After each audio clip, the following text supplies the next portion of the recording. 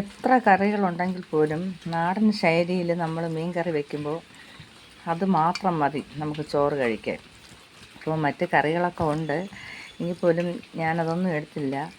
ഇത് മാങ്ങ, പച്ചമുളക്, പിന്നെ മുരിങ്ങയ്ക്ക, തക്കാളിക്ക ഇത്രയും കൂടിയിട്ടാണ് ഞാൻ നാടൻ ശൈലിയിൽ ഈ നെത്തോലി മീൻ കറി വെച്ചത്.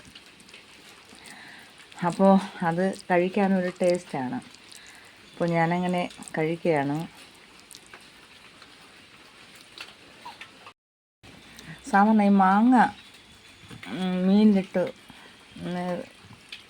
കറി ഉണ്ടാക്കി കഴിച്ച് നോക്കണം. അതൊരു വെറൈറ്റി ടേസ്റ്റാണ്. ഇപ്പോൾ മാങ്ങ ഉണ്ടാകുന്ന സീസണാണ്.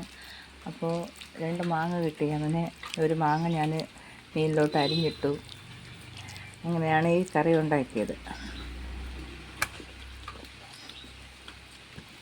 കണ്ടോ?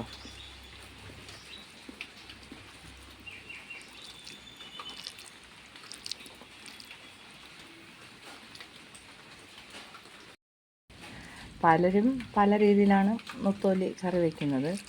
അപ്പോൾ ഒരുപാട് രീതിയിലൊക്കെ കറി വയ്ക്കാം. പക്ഷേ ഇന്ന് ഞാൻ അങ്ങനെ ഇതൊക്കെ ഇട്ട് വെച്ചപ്പോൾ അത് പ്രത്യേക ഒരു ടേസ്റ്റാണ്. അപ്പോൾ ഞാൻ രസമുണ്ട്, പിന്നെ അവിയലും ഉണ്ട്. അതൊന്നും ഞാൻ എടുത്തില്ല. അപ്പോൾ ഇങ്ങനെ ചോറും നെത്തോലി മീനും മാത്രം വെച്ച് കഴിക്കാമെന്ന് വിചാരിച്ചു.